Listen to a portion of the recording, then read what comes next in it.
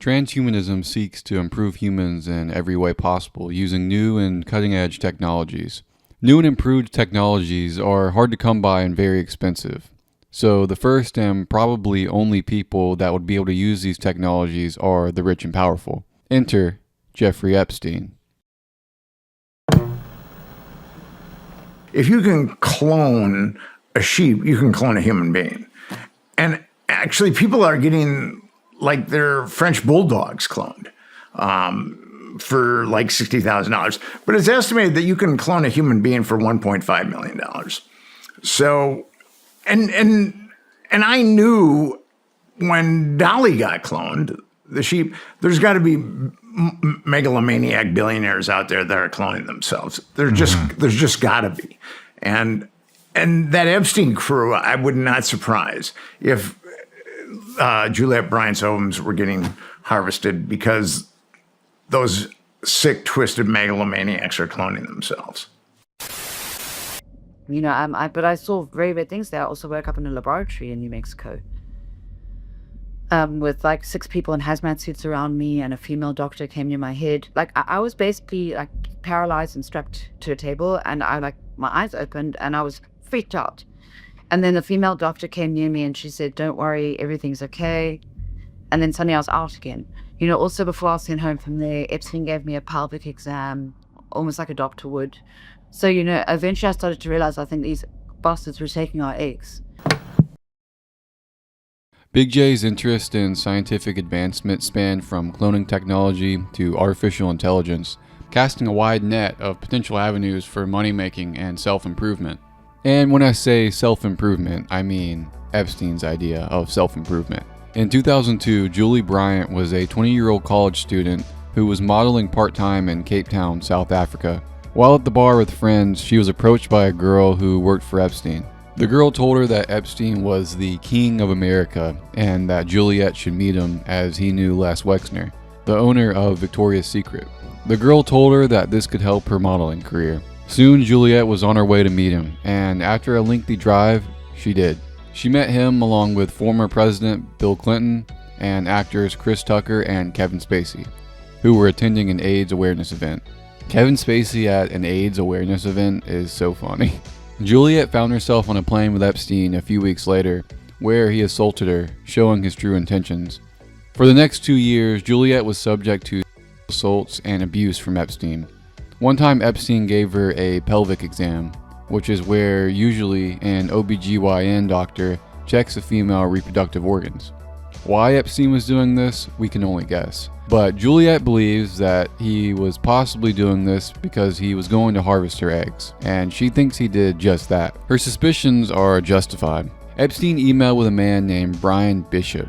Bishop was a Bitcoin investor who wanted to secure funding for his idea of a designer baby company, which is cringe and weird. They talk about embryo editing, and Bishop says that his team has discovered a method of embryo editing that is better than current techniques. He even says that this method is more similar to cloning. When Dolly the sheep was cloned in 1996, egg cells were used. But recently, scientists have been able to create synthetic embryos from reprogrammed stem cells. While Epstein may have been further ahead in cloning technology than these scientists, maybe he wasn't yet able to acquire technology to create clones without the need for eggs. Thus why he might have been harvesting them from the girls he trafficked, including Juliette. In a conversation with a man named Richard, Epstein says he, quote, wants to start cloning things, me, unquote.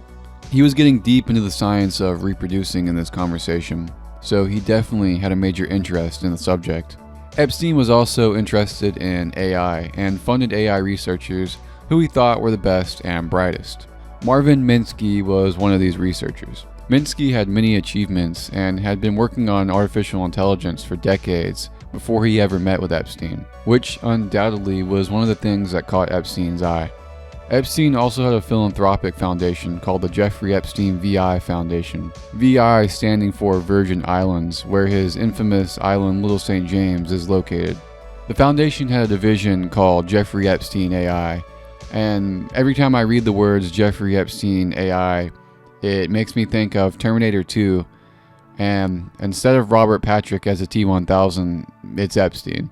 So Epstein funds this AI endeavor in Ethiopia for who knows what reason, and also funds an AI company that seeks to, quote, create a world of superintelligence, unquote.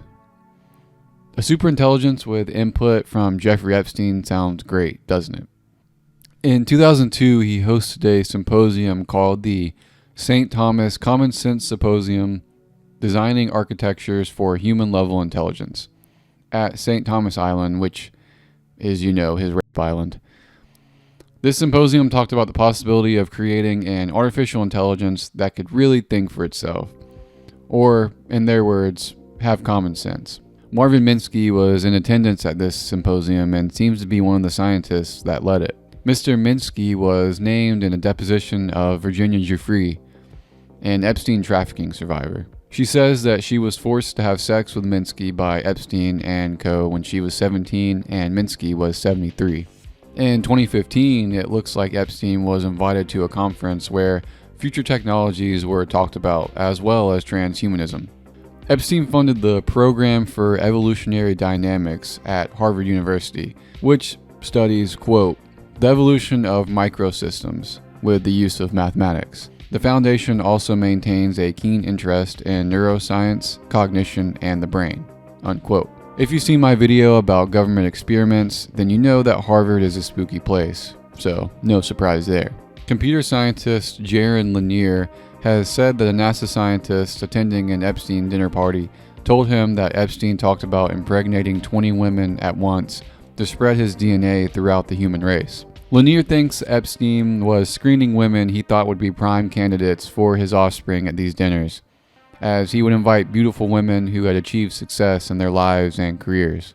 This could explain why a female NASA scientist was there. Transhumanism is tied in with the idea of living forever, as well as the science of cryonics, which Epstein was interested in. He even thought about freezing his brain and dick. See, this is just, what is the point of this? Okay, you freeze his fucked up brain. Who wants that? I guess he thought maybe they could bring him back to life at some point if he died, or his brain could be uploaded to a computer. Imagine an Epstein brain uploaded to a computer. It'd be like HAL 9000 if he liked diddling kids. And his dick, why freeze his dick? What are you gonna bring his dick back to life? Nobody wants that weird fucking egg-shaped dick. If it actually got frozen after he was killed, even if he was even killed at all, I mean, all that shit is going in the trash the moment someone finds it. No one wants that thing. No one wants that thing. All this transhumanist gobbledygook from the rich and powerful, I think, is coming from a place of fear. Do they fear the afterlife after what they've done? I think they at least fear losing their power. They don't want to leave their dominion over others. The thought of dying and becoming something else or nothing at all, depending on their beliefs, terrifies them. They don't care about helping people. They don't want to live forever to help people. They want to be able to enrich themselves at the cost of others for as long as possible. They want to reap the benefits while we have to pick up the bill. They want you eating Soylent Green while they eat organic. They want you to stop driving your SUV because it contributes to climate change, while they fly in private jets. They own lithium mines that pollute the environment and make people and animals sick, while scolding people for using gas stoves. It's always us that's the problem, not them. They can do whatever they want to achieve their goals, but we have to work within the confines of their matrix. And to that, I say, thaw out every cryogenically frozen person. Your time's up. Thanks for watching. I hope you enjoyed. If you're watching this on a platform other than YouTube, I would appreciate it if you would go and support me on YouTube by liking, commenting, and subscribing, as it's the most popular platform, unfortunately. Thanks, bye.